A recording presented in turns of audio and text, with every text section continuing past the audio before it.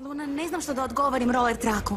Gle, napisala sam skoro 10 mogućih odgovora, ali nijedan mi nije dovoljno dobar.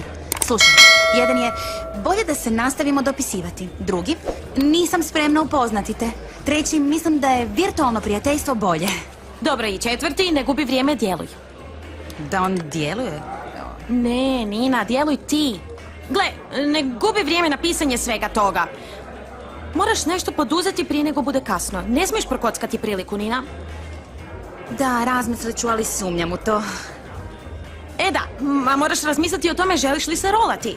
Znaš, Tamara nam je rekla da ako ne nađemo 6. člana, ostaćemo bez natjecanja. A razmišljanje o tome mi je teže nego razmišljanje o odgovoru za roller traka. Ali dobro, obećavam ti da ću porazgovarati sa svojim jastukom.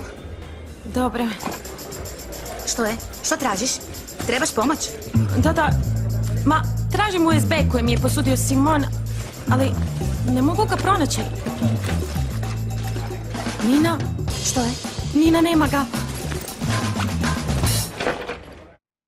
Ali, jesi li sigurna da si ga spremila u ruksak? Da, mislim da jesam. Sigurna sam da sam ga spremila. Nina, ne mogu ovo napraviti Simonu.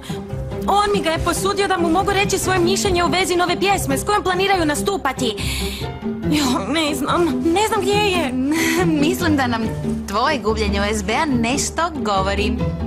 Da, govori nam da sam smetena i da mi je glava na Marsu. Ne, nego da se bojiš izgubiti Simona. Što? Da, Luna, pročitala sam u jednom članku o psihoanalizi da što si više smeten, to si više zaljubljen. Ne, gle, ja nisam zaljubljena. Ja sam jako smetena. Sjeti se kad sam izgubila onu jaknu. Sjećaš se, ne? Vidjela sam. Da, vidjela sam i to potvrđuje moju teoriju. Ne, ja sam samo jako smetena i to je to. Ne stoji ti teorija. Dobro, onda si već jako dugo zaljubljena. Zaljubljena? Da. Nina, moramo to pronaći. Molim te, moraš mi pomoći, okej? Pomozi mi. Ormarić, možete u ormariću. Gle, tu je lokot. Stvarno sam zbunjena.